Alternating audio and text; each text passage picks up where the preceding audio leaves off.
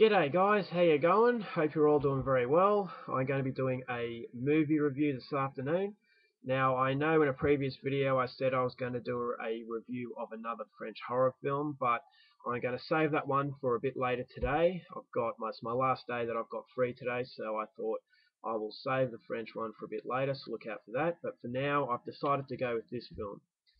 It's a 2007 American horror film, but it has a very strong French influence because the team behind the making of this film are French, and they're very well known. The director is named Frank Calfon, who was an actor from the film High Tension, which is a really, really good French horror film. I think he played the shopkeeper who gets the axe in the chest. I'm not totally sure on that, but I do know that he did play an extra in High Tension. And the writers of the film and the people who made up this whole idea are very, very well known. Alexandre Aja and Gregory Levasseur, they are a team who pretty much work on every film together. Their best film, in my opinion, is High Tension, the French film, but they've also made some good films such as The Hills Have Eyes remake. Piranha was okay, although I didn't really like the mood of it.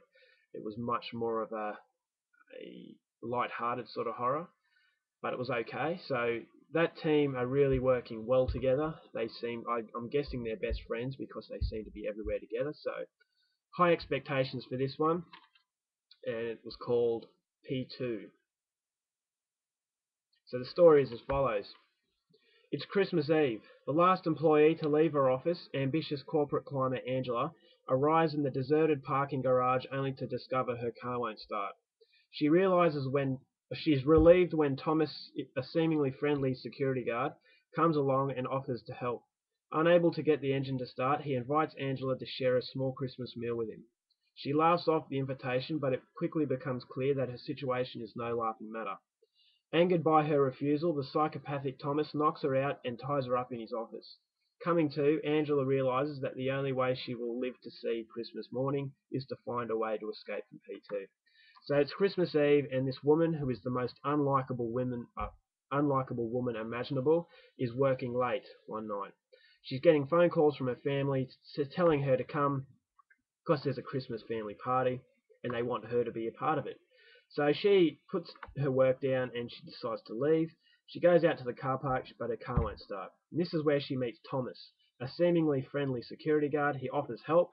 She accepts the help, but she's very, very rude in the way that she's talking to him. And this is where we really get to know what kind of person this main character is. He's offering to help. He's very kind and very well mannered, and she's just looking down upon him.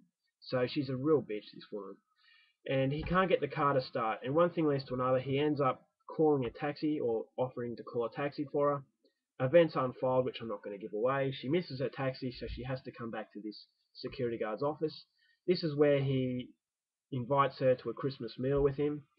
He asks very friendly. It's kind of weird that someone you don't know offers you a dinner. And she could have politely declined, but she decides to be a little bit rude about it, so he takes offense to that. It turns out that he's a psychopath.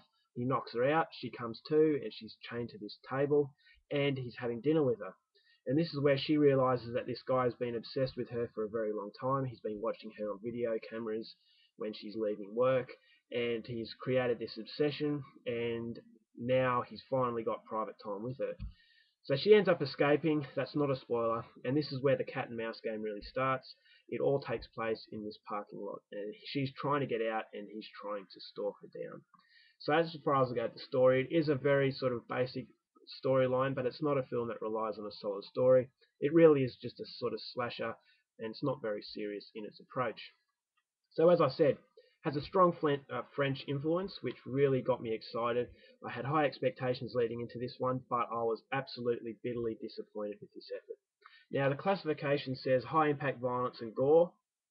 So I went into this one, Alexandre Aja, although he wasn't the director, he had a strong influence, so I thought this is going to have some trademark Alexandre Aja in it.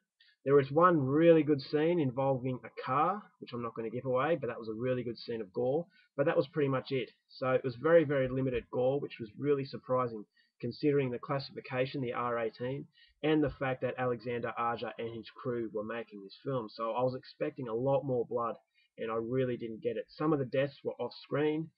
There were a few people that were introduced into the film that could have been body count, but they ended up leaving, so I don't know the point of why those characters were even introduced into the film. There was a scene with two police officers that I thought didn't go anywhere. I was expecting something much more, but I didn't get it. So the gore is going to really let you down if you're expecting a typical Alexandre Aja gore fest. I didn't know why they didn't put more in it. As I said, that one scene of gore was really, really good. I really thought it was well done, and I thought that would set the tone for the whole film, but it just didn't go. That was pretty much the climax as far as gore goes.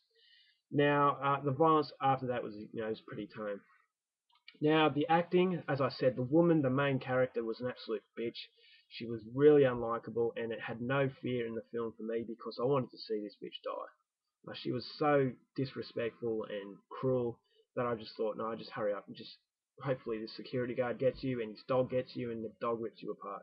Because he has a pretty cool dog, the security guard, as you can see on the back there. But yeah, so she was really unlikable. I didn't care for her, and she's just really annoying. So yeah, that took pretty much the whole film out for me. Now the villain, it wasn't natural. Being a psychopath didn't come naturally for this actor. When he was screaming at her, it was really overacted, and you could tell he was acting and reading from a script. So he didn't have a menacing presence. I kept thinking that he was reading from a script. He didn't do a very good job for me. He didn't have a menacing sort of appearance. He was a deeply disturbed individual, but I thought that he just didn't play the character of a psychopath well at all.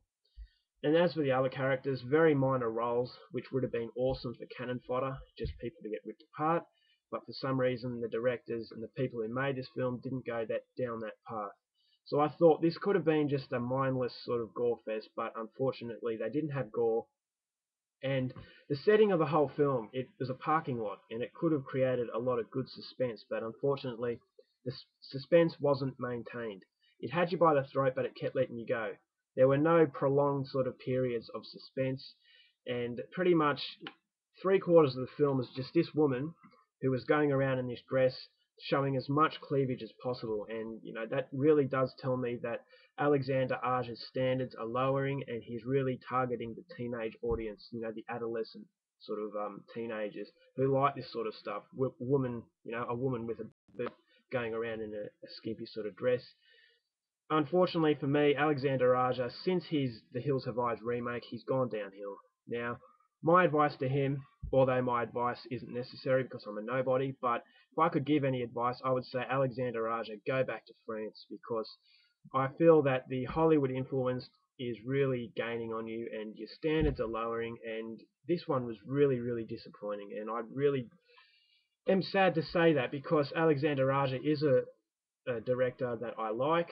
Although, as I said, he's not the director in this film, he had a strong input, and the French team behind this one, I had high expectations that this one was going to be one of the better Hollywood sort of horror films. It is a higher budget, so it's not a low budget cheapo.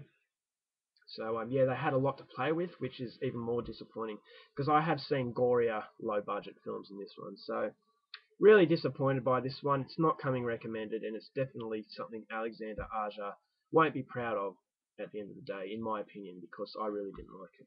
So yeah, I mean, some of you might like it, which fair enough, each to their own.